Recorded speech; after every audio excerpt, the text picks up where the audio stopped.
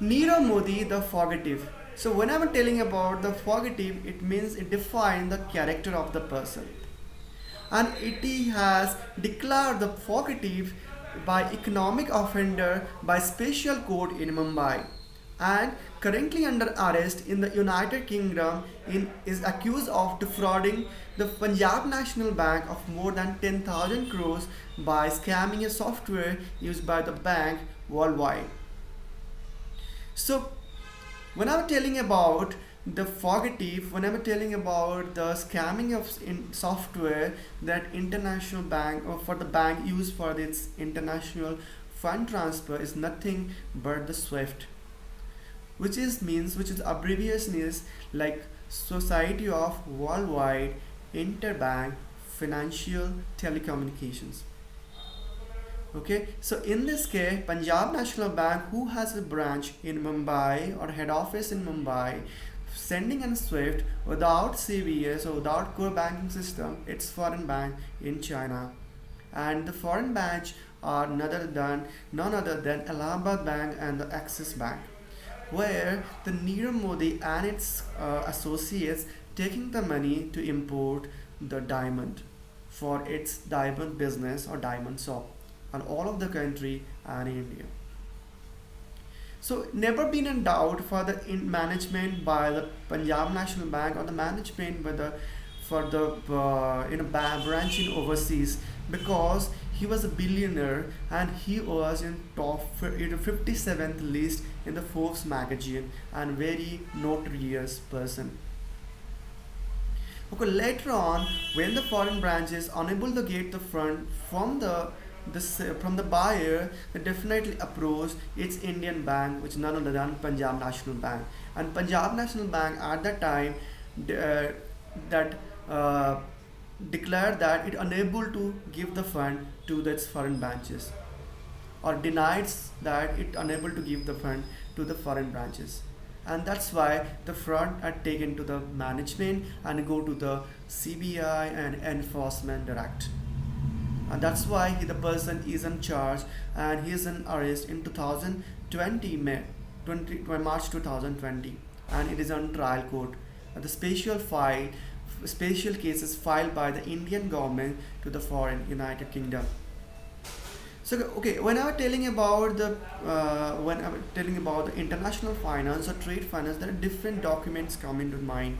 I all about the bill of undertaking. It's not other than the buyer's credit, which Nirav Modi has taken from his Punjab National Bank or from the branch.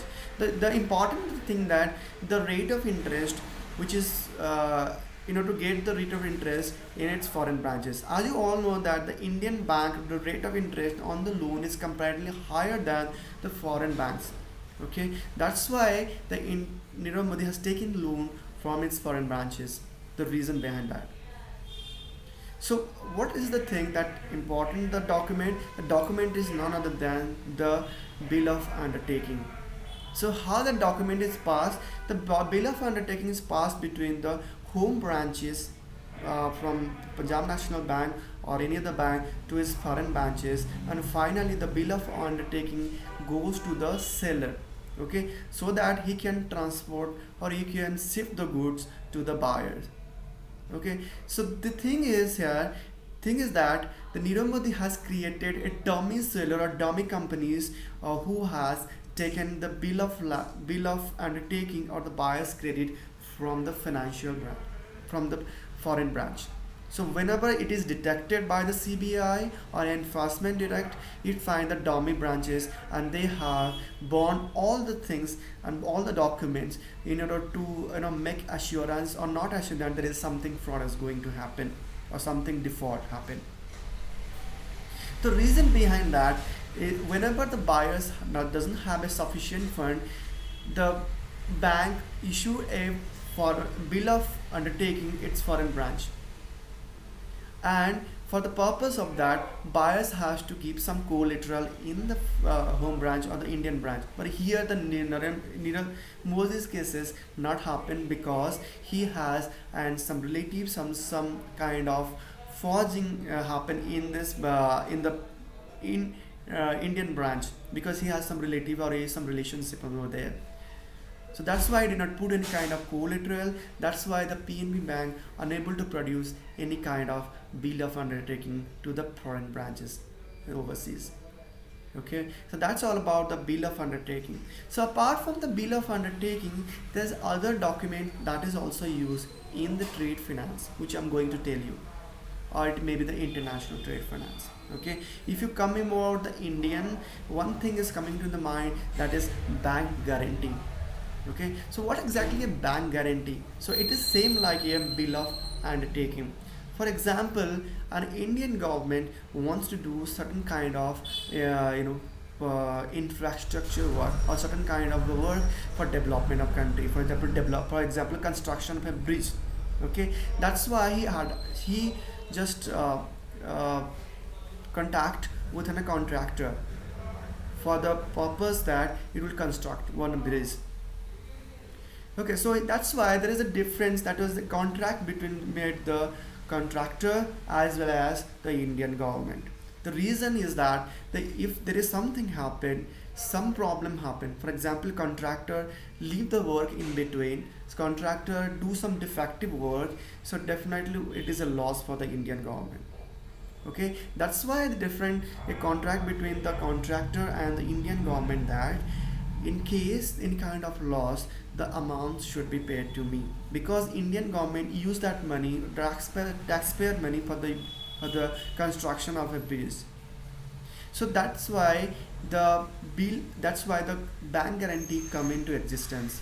Okay, so it is basically a contract between the contractor as well as the Indian government. In case it kind of defective work, the bank will give guarantee to pay the money to the government. So that's why the bank guarantee come into existence. So this is all about the domestic. Whenever telling about the international, there's a lot of things coming to existence. I already told about letter of undertaking which happened between Nirav Modi and the PNB Bank, Punjab National Bank. Okay, so I was tell one another thing, that is letter of credit. So what exactly a letter of credit?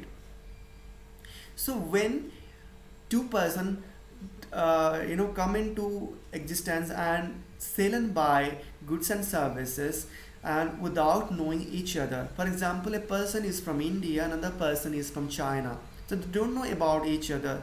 For example, the seller or the buyer want to purchase some goods or purchase some services from the overseas, or from the people from the China, so they don't know each other.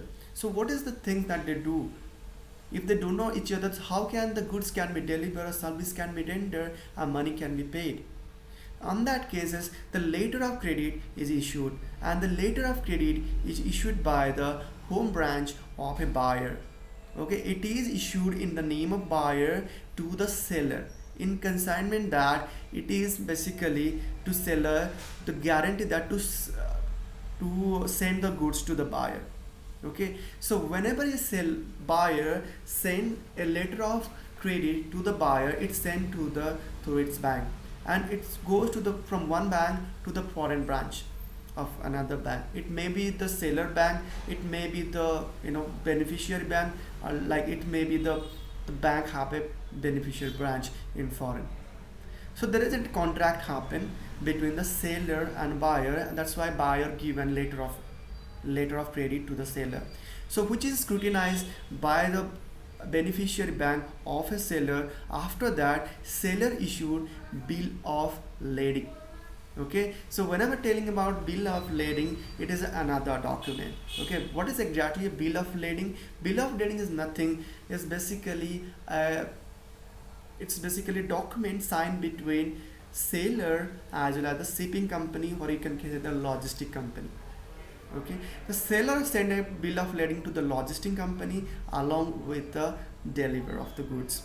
Okay, so one side, when he send the bill of lading along with the descriptions, because bill of lading consists of description goods, I'll say the what exactly other things is basically the description goods, a receipt that goods has been loaded, or it's basically document the title of goods and the carriage between shipper and the carrier, which is bill of lading. So one side a bill of lading issued from the seller to buyer, other side the buyer has issued a letter credit from him. Okay, so once the seller receive the letter of credit, it's go to the beneficial bank, and beneficial bank give the payment to the seller. Okay, at the same time the bill of lading which received by the shipping company and transport the goods from one place to the another place, and it finally reach to the consignee. It consignee may be the buyer or consignee may be another person, it may be that depend. Okay, so once it received by the consignee, the contract is over and it become a void after that.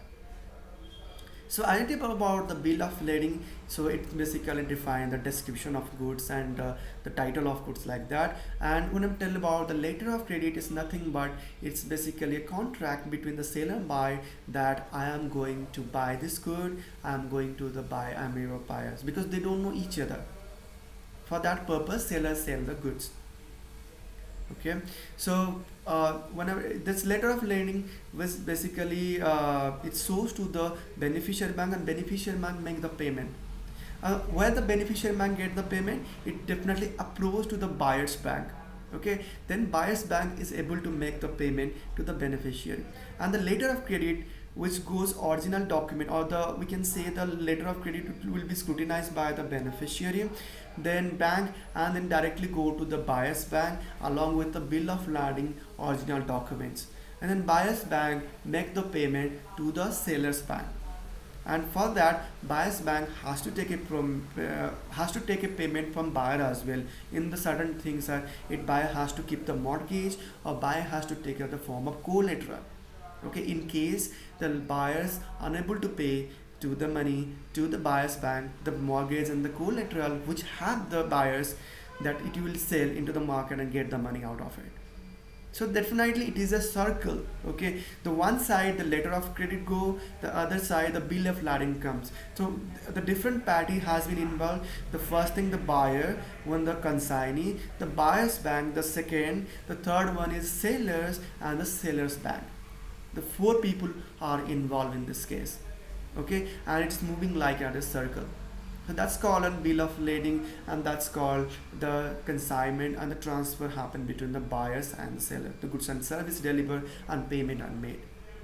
Okay, the difference I just want to tell another one is like I just want to tell the difference after telling the another topic, that is the bill of this is called the bill of lading, and this another topic I'll tell you letter of credit, another letter of undertaking which I discussed, and the bank guarantee.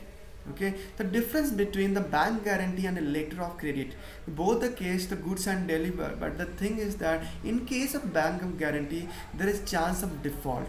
Okay, what is the default? In case contractor is unable to do the task, if the contractor gives the task or put the task in the and left in the middle, so what will happen to the government, what will happen to the seller? Say here the government is the seller, definitely bank give guarantee to pay to the government. And other case letter of credit is nothing, it's not a guarantee, not kind of default.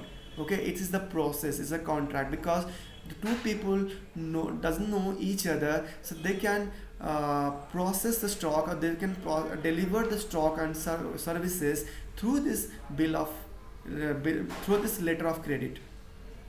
Okay, so it is not a guarantee, it is not a guarantee, but it is a process. On the other hand, the bank guarantee is basically a guarantee for the default in case the contractor make a default or put the work in half. Okay, in the half manner. So that is all the difference I just want to say all the video. So hope you know the meaning of bill of lading, hope you know the meaning of bill of undertaking, hope you know the meaning of bank guarantee, and also know the meaning of the letter of credit. Okay, so that's all about my video. Hope you understand something from it, and till now goodbye and see you on my further classes. Thank you so much for watching it.